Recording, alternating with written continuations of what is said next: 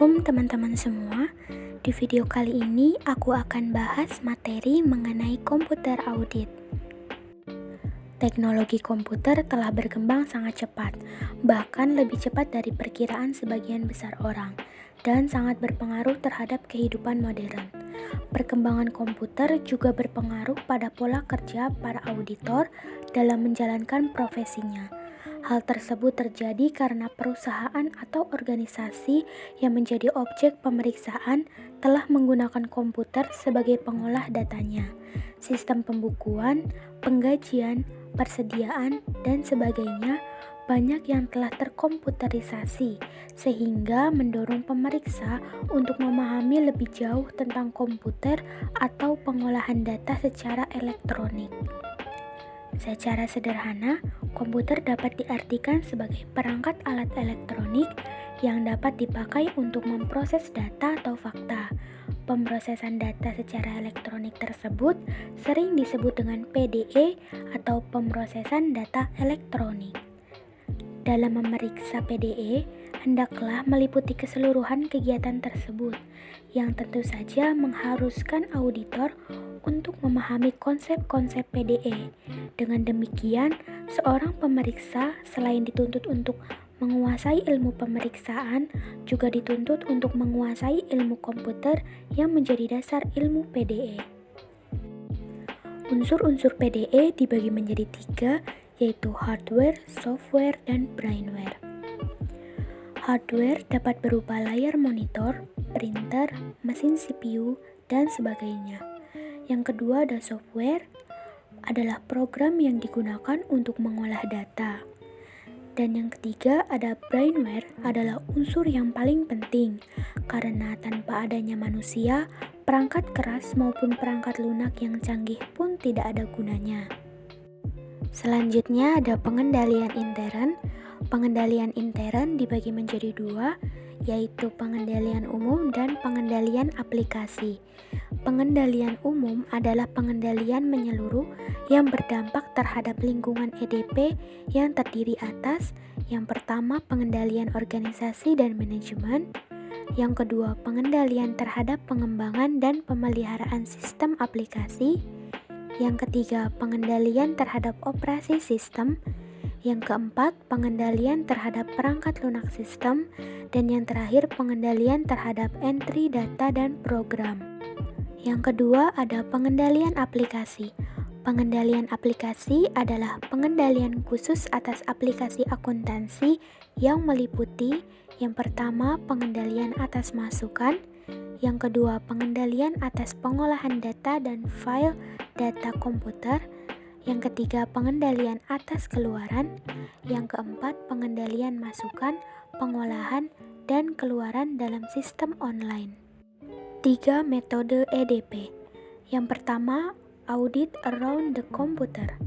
Dalam metode ini, pelaksanaan penelaahan, pengendalian intern, dan pengujian atas transaksi serta prosedur verifikasi saldo perkiraan sama dengan yang dilakukan pada sistem pengolahan data biasa.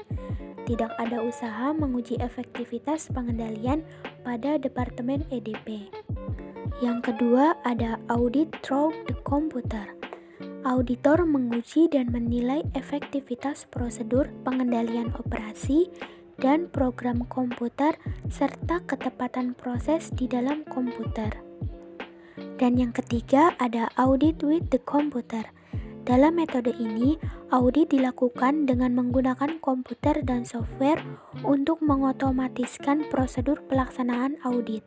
Tentunya metode ini lebih sulit dan kompleks dari kedua metode di atas, serta biaya yang paling besar. Akan tetapi jika kemampuan dan keahlian dimiliki, hasilnya akan lebih tepat. Pemeriksaan PDE bertujuan untuk memberikan opini atau pernyataan terhadap sistem informasi yang terkomputerisasi. Di sini pemeriksa harus menilai apakah sumber daya telah digunakan secara efisien dan ekonomis. Semua kekayaan aset dilindungi dengan baik, terjamin integritasnya, serta terdapat pengendalian intern yang memadai. Dengan perkataan lain, pemeriksa harus dapat menyatakan apakah sistem informasi yang terkomputerisasi telah terselenggara dengan efektif dan efisien. Dalam melakukan pemeriksaan PDE, pemeriksa harus melakukan tahapan-tahapan prosedur. Yang pertama, perencanaan pemeriksaan.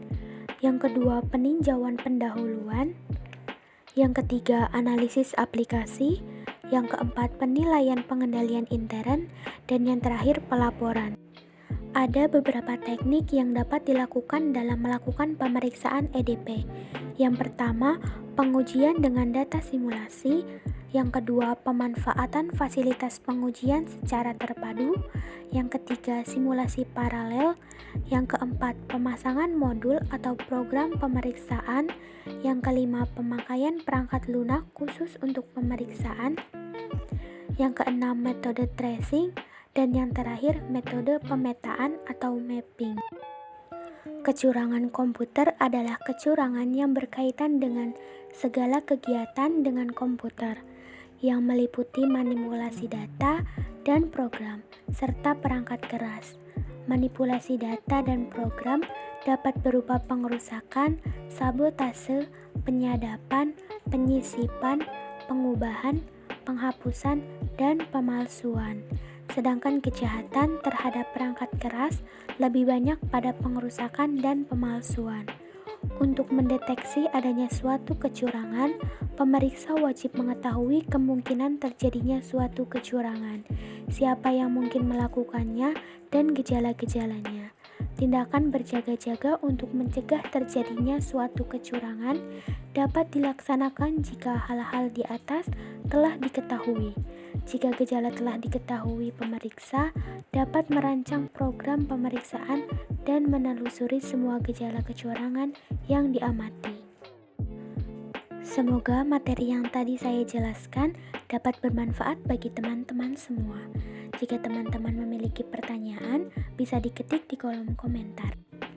Sekian video kali ini. Terima kasih sudah menonton. Wassalamualaikum warahmatullahi wabarakatuh.